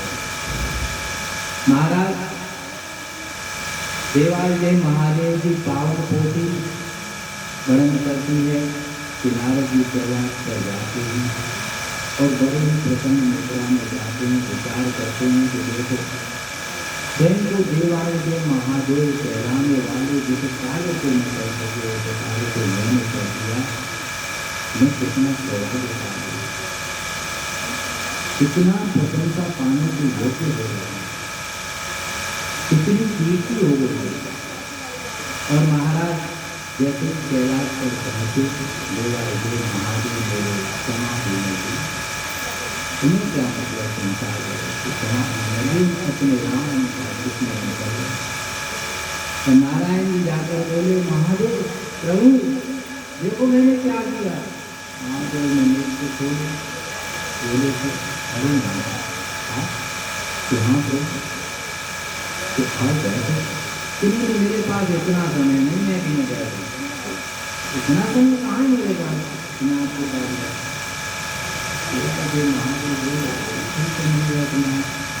बताओ कैसे आना है कि प्रभु मैं आपको ये ज्ञान कराने आया हूँ कि उस कामदेव को, जिस कामदेव को आप जीत न सके उस कामदेव को मैंने जीत दिया। तो इसमें बड़ी क्या बात है, इसमें क्या बढ़िया बल आप संत चैन में आती गैराती, यदि आप ही काम जो है तो जीत लिया तो कोई बड़ी बात है। और मैं तो पूर्व में था सन्यासी वैरागी सिंह, तो आज मैं हूँ गृहस्थ में, तो मैं कहाँ को विचार करने वाली बात, मैं गृहस्थ में हूँ तो काम को मैं कैसे जीत सकता हूँ। अब तुम हो सन्यासी तपस्वी साधक उपासक, तो तुमने जीत दिया तो उसमें क्या हो गया, तुम्हारा तो बहुत शादी है, संतों का शादी है। हमारे जी को लगा आ रही तो आते मिला, मैंने सोचा था मैंने थोड़ी क्या हो, किंतु अब बारम्बार नारद जी फिर भी यही उच्चारण करने लगे, तुम्हें फिर भी प्रभु आप देवालय महादेव कहलाते हो, विचार करने वाली बात है, आप सभी लोगों के भीतर हो और आप उसे नहीं जीत सके, उससे विजय प्राप्त न कर सके, उस पर विजय मैंने प्राप्त कर दी। अच्छी बात है। नारद से जैसे ही कहा कि अच्छी बात है, नारद जी ने विचार किया कि देवालय इनमें कोई सुंदर की इच्छा उत्पन्न हो ही नहीं रही है, तो यहाँ आरंभ करने के लिए चलो नारायण के पास। और जैसे ही करने को हुए तो मेरे देवाय जो महादेव बोले कि नारद जरा एक क्षण रुकोगे। नारद रुके तो बोले, तो नारद को कहते हैं देवाय जो महादेव कि देखो तुमने हमारे पर मेरे प्राप्त की अच्छी बात है, मेरे पास आए हो तुम सर्वप्रथम, ये भी अच्छी बात है। और जब तुम मेरे पास आए हो तो मेरा जो कर्तव्य होता है कि मैं तुम्हारे उपहार में कुछ प्रदान करूँगा। मैं तुम्हें कुछ उपहार में दूँ, ये मेरा कर्तव्य है।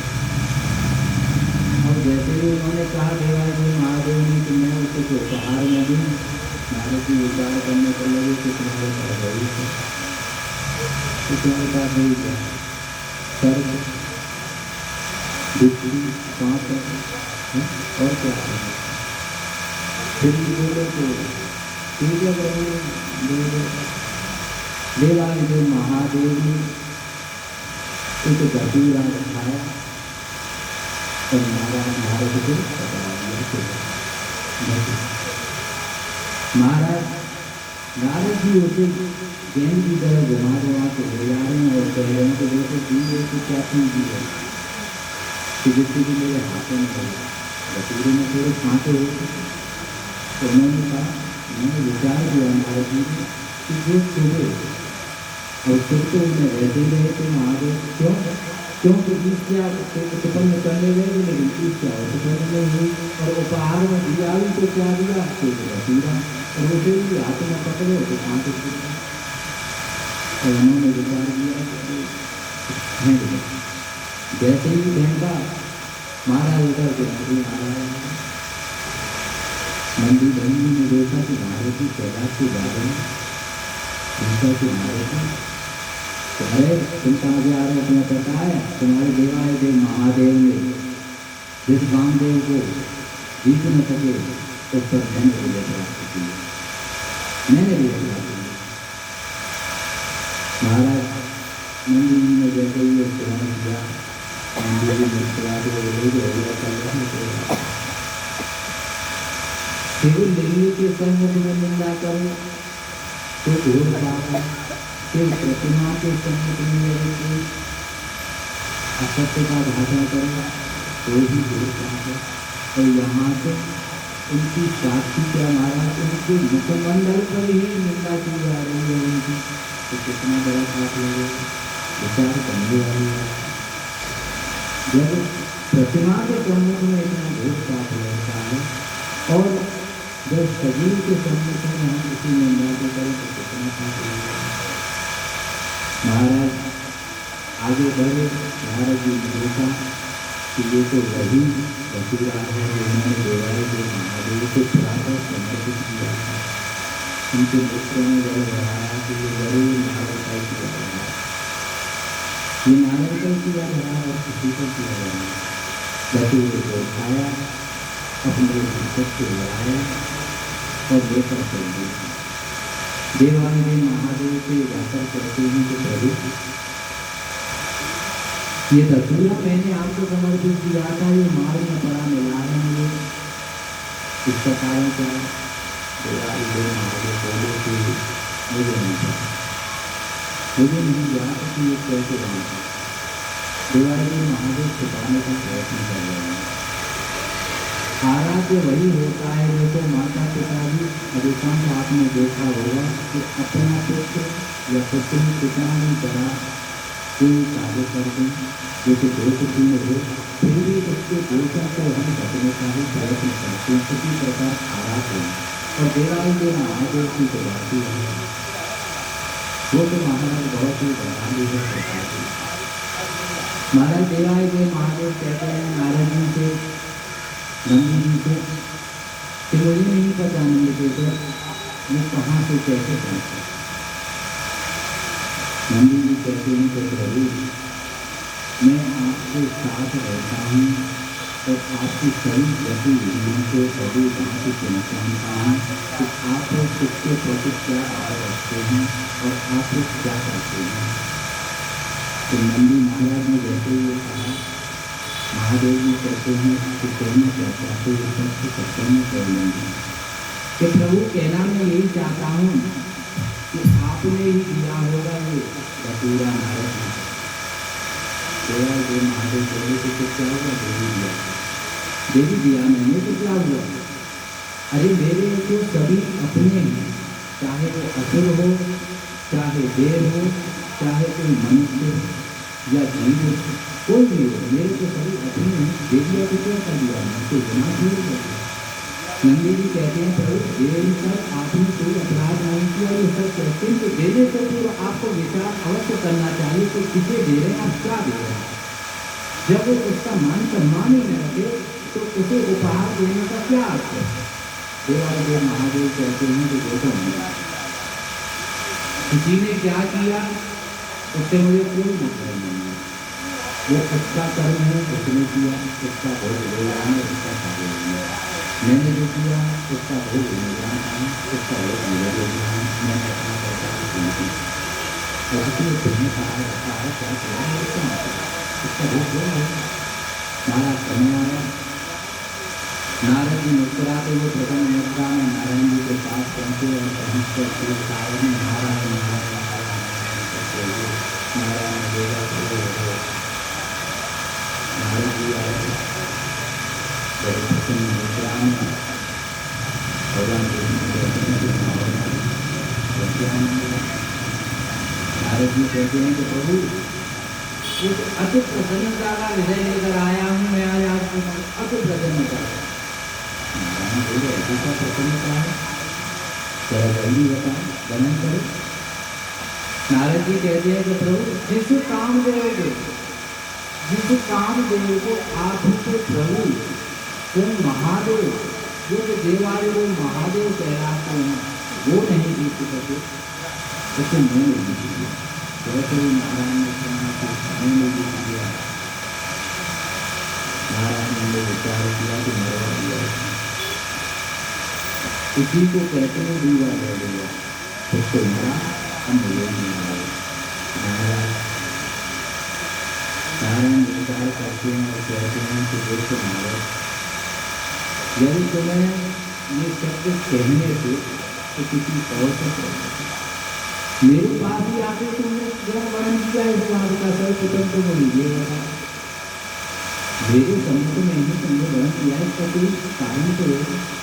नारायण जी कहते हैं कि देखो प्रभु मैं गया था सर्वप्रथम महादेव को कैलाश करते फिर जो उनके पास गया तो उनको कोई फर्क ही नहीं पड़ा, उनको कोई फर्क ही नहीं पड़ा। वो तो आराम से ठीक है करते रहे नहीं पड़े।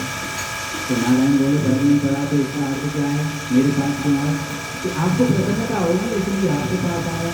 नारायण बोले तो प्रसन्नता कभी नहीं होगा, आप यहाँ से करिए, आपने हमारा सारा कार्य दिला दिया। अच्छा यदि देखा जाए सत्यता में जो भी श्राप मिलते हैं नहीं है कि श्राप गलत होते हैं। श्राप यदि दूसरा उनका सत्य देखा जाए तो श्राप सत्य होते हैं। उसी श्राप के कारण नारायण हैगिरी अवतार में आए। यदि हैगिरी अवतार में होता उन्हें श्राप नहीं मिलता, और यदि श्राप नहीं मिलता तो हैगिरी अवतार का होता आ सकता है सही होंगे, क्योंकि श्राप के कारण से अब नारायण की बजाय आपने नारद जी थे उनके मुख नगर का बंधन का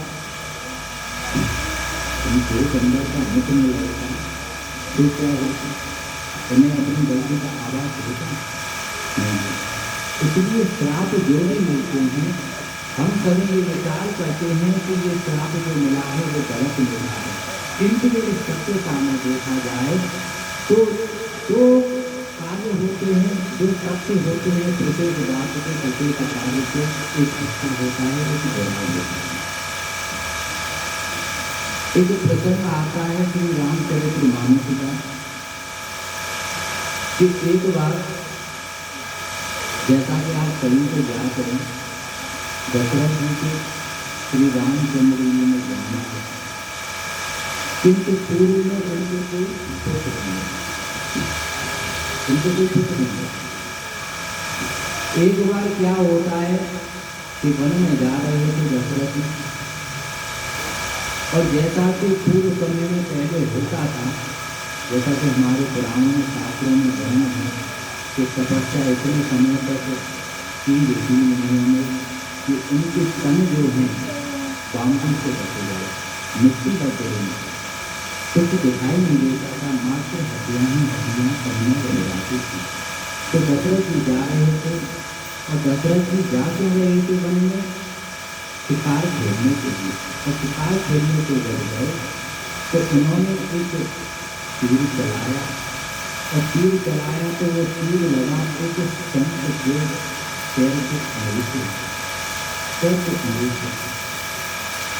जब पैर के अंगूठे में वो तीर लगा तो महाराज शंकर ने देखा कि ऐसा कोई नहीं जिसने मेरे पैर में ये तीर मारा। और जब उन्होंने देखा कि राजा दशरथ हैं तो उन्होंने एक ही सबको कहा कि राजन, तुमने मेरी तपस्या भंग की है, आज मैं तुम्हें श्राप देता हूँ कि तुम पुत्र वियोग में तुम्हारे प्राण कटे पुत्र वियोग। अब ये श्राप बुरा है सभी के बाद, किंतु दशरथ जी को अधिक उत्साह हुआ। उसका कारण क्या? क्योंकि उनको कोई पुत्र नहीं था।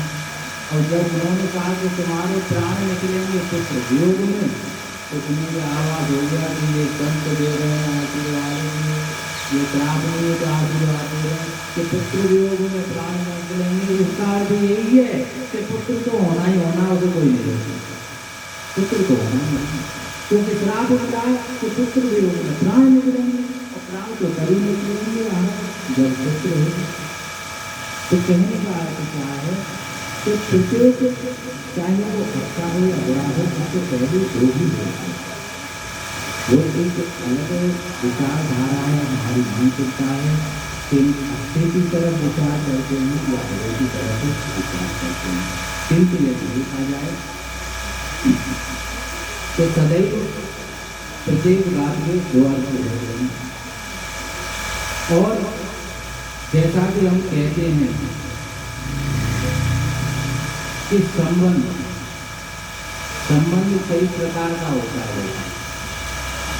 मानव योनि में जन्म लिया है तो कोई माँ है, कोई पुत्री है, कोई बहन है, कोई बुआ है, कोई भाई है, कोई जाति है, यही होती है बच्चे माता। उसके नाते तो बहुत होते हैं, मानव योनि के अंत में आ गई।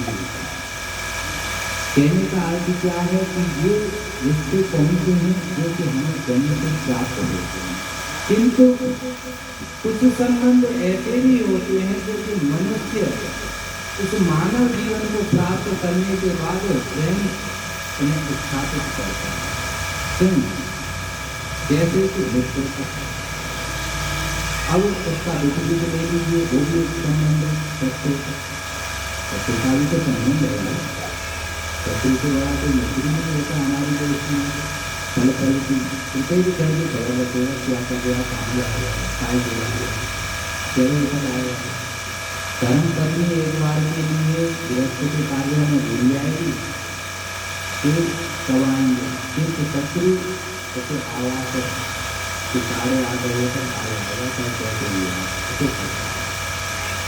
कहने का अर्थ यही है कि ऐसा ही हमारा संबंध होना है, ऐसा ही संबंध हमारा होना चाहिए। और ये संबंध हमारा अपने आराध्य से ऐसा होना चाहिए कि यदि यमराज हमारे प्राणों को लेने के लिए आए तो वो भी अपने भाग्य को कोसे और अपने हृदय में ये विचार करे और अपने प्रभु से ये कहे कि हे प्रभु, दुर्भाग्य है मेरे इस जीवन का जो कि मैं अपने संबंधी के प्राण लेने आया, अपने संबंधी के प्राण लेने आया। चाहे आपका आराध्य राम हो, कृष्ण हो, देवादेव महादेव हो, माता दुर्गा हो, गजानन महाराज हो, सदानंद महाराज हो, माता पार्वती हो, कोई भी हो आपका आराध्य। किंतु यदि जब भी कोई आए आपको लेने, यमराज जब भी आए तो आपका संबंध ऐसा होना चाहिए कि वो भी अपने हृदय में ये विचार आपको देखकर स्वयं उसके हृदय में आए कि मेरा दुर्भाग्य देखो मैं अपने संबंधी को और आज इसके प्राणों को लेने आया हूँ। ऐसी नौकरी से, ऐसी सर्विस से क्या लाभ, ऐसे जीवन से क्या लाभ, ऐसा जीवन मुझे नहीं। बोलो सत्य जय। और उस समय यदि आपका दृढ़ विश्वास हो तो आप क्या करोगे? क्या करोगे?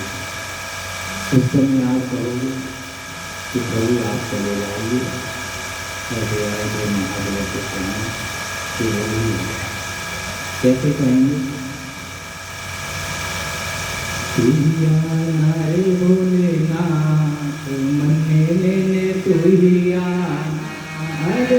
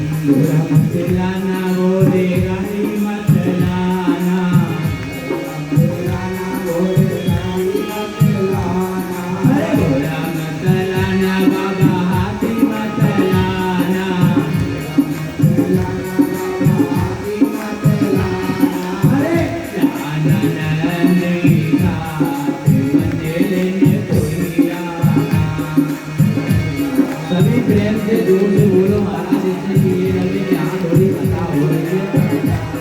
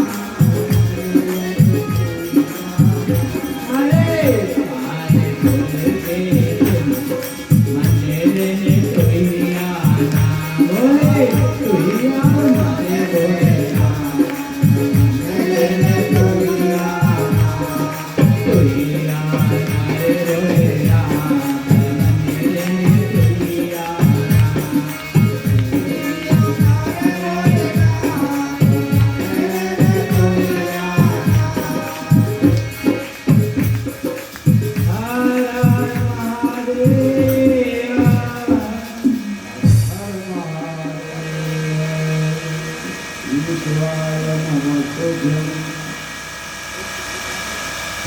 महाराज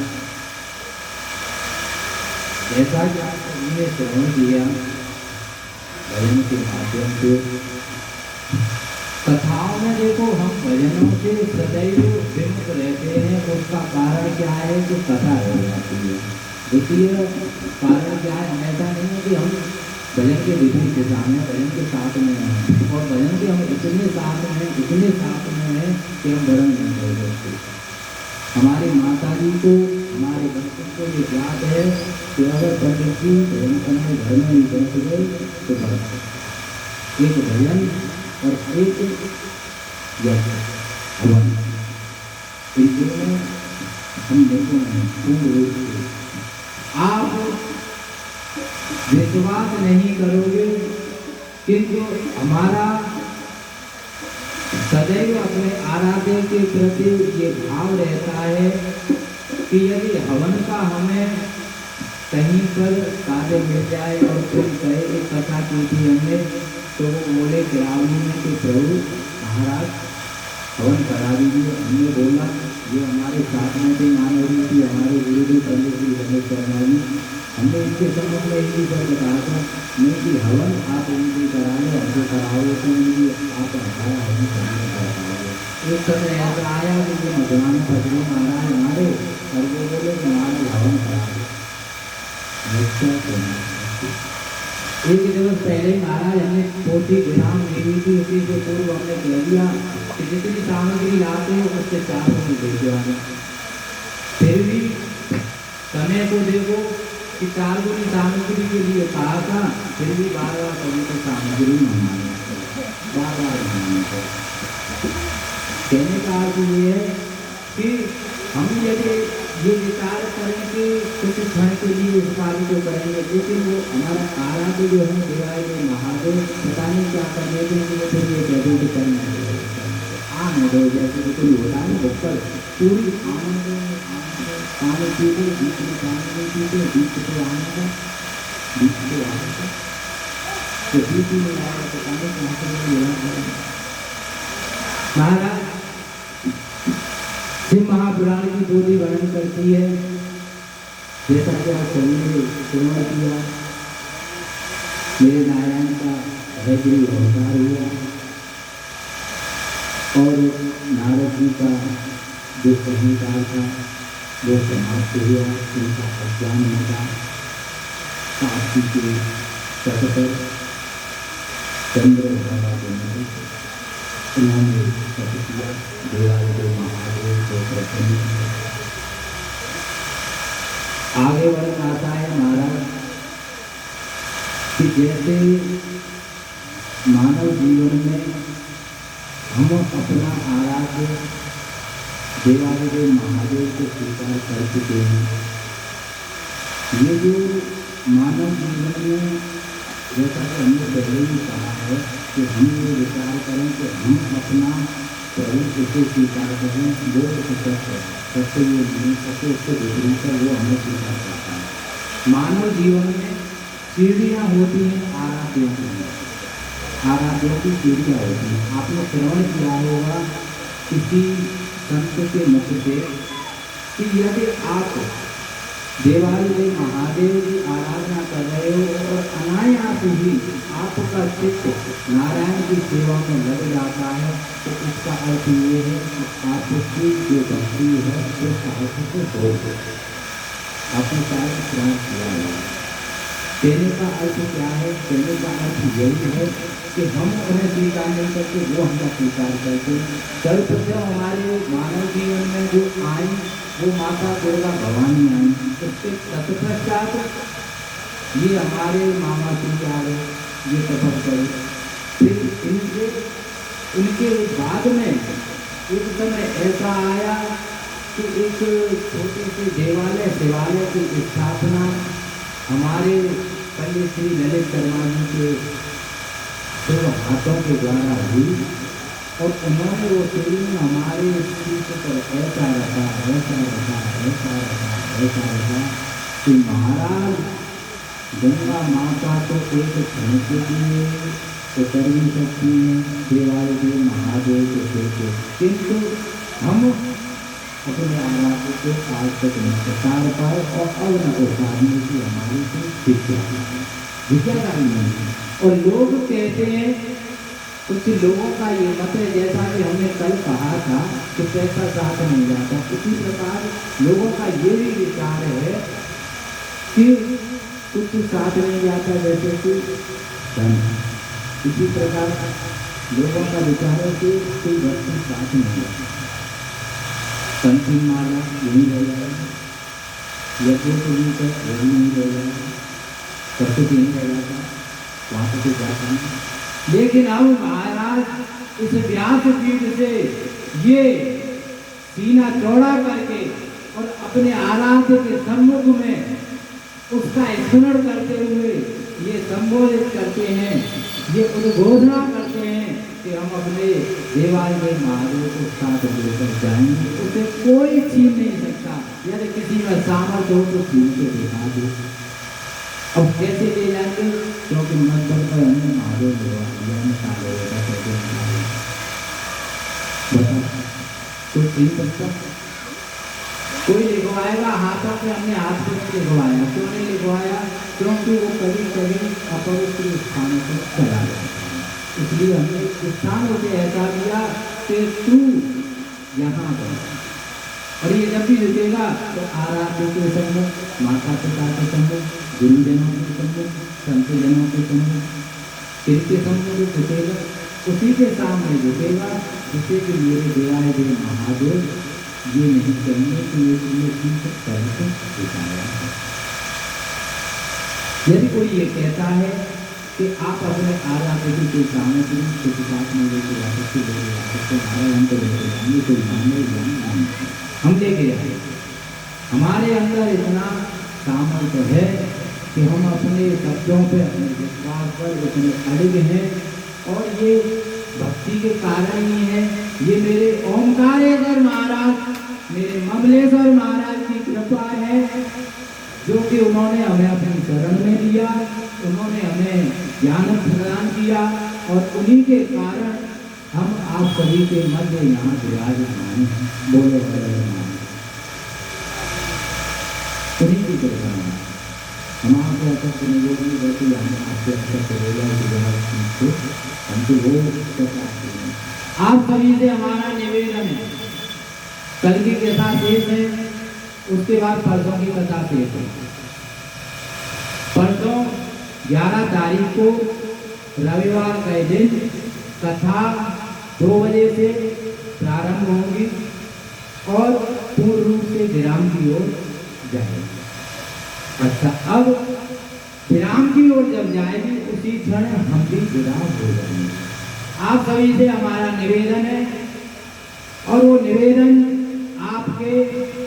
आप सभी जो भी यहाँ कथा पांडाल में विराजमान हैं, और ये वाद्य यंत्रों के द्वारा जो इन शब्दों का श्रवण कर रहे हैं, उन सभी के चरणारविंदों का हम अपने मस्तक पर स्पर्श करते हुए ये घोषणा करते हैं कि रविवार के दिन 11 तारीख को जब पोथी का समापन हो तो हमें विदा करें, और विदा ऐसे करें महाराज, हमें आपका धन नहीं चाहिए, कान खोल के सभी सुन लें, हम जोर से कह रहे हैं, हमें आपका 1 रुपया नहीं चाहिए। आप हमें, ऐसा नहीं है कि हमें चाहिए नहीं, हमें चाहिए, जो चाहिए वो भी बता देंगे, हमें चाहिए। रिक्त हाथों से तो हम कहीं से गए ही नहीं, तो यहाँ से जाएंगे, और तुम तो वैसे ही नहीं जाने बोले, क्योंकि नाम तुम, माओ तुम, दीदी तुम, दीदा तुम, सबसे तुम, कैदनी तुम, गोपीनी तुम, रागानी तुम, सबसे तुम नहीं होगा। बोल सकते महाराज, आप सभी से हमारा निवेदन है कि जब हमें आप विदा करो तो हमें कैसे विदा करना है? एक पुत्री की भांति, जैसे कि एक पिता, जैसे एक माता अपनी पुत्री को विवाह पर विदा करती है, उसी प्रकार से आप हमें विदा, उसी वही भाव लेकर हमें आप श्रद्धा पूर्वक, प्रेम पूर्वक, हंसी खुशी आप हमें विदा करना। और जब पुत्री को महाराज विदा कर रहे तो दहेज देना पड़ेगा, दहेज देना पड़ेगा। ऐसा नहीं है, देखो 33 कोटि देवों को साक्षी मान के और शिव की साक्षी में और अपने मानव रूपी गुरु की साक्षी में हम ये घोषणा करते हैं कि हमारा भाव ये नहीं है कि आपको हम भ्रमित कर रहे हों, आपके विचार ये नहीं आना चाहिए हृदय में कि ये महाराज हमसे ये कहना चाहते हैं कि आप हमें धन दो। हमेशा हमारा कोई विचार नहीं है। आप सभी को सौगंध है, हमारी ऐसा अपने हृदय में विचार न लाना कि हम आपको धन की ओर अग्रसित कर रहे हैं। हमारा कहने का अर्थ यही है मात्र कि आप जब हमें विदा करो तो आप अपने हृदय में ये भाव रखना कि आज आप अपनी पुत्री को विदा कर रहे हो और दहेज के रूप में, जैसा कि हम सभी स्थानों पर कहते हैं, उसी प्रकार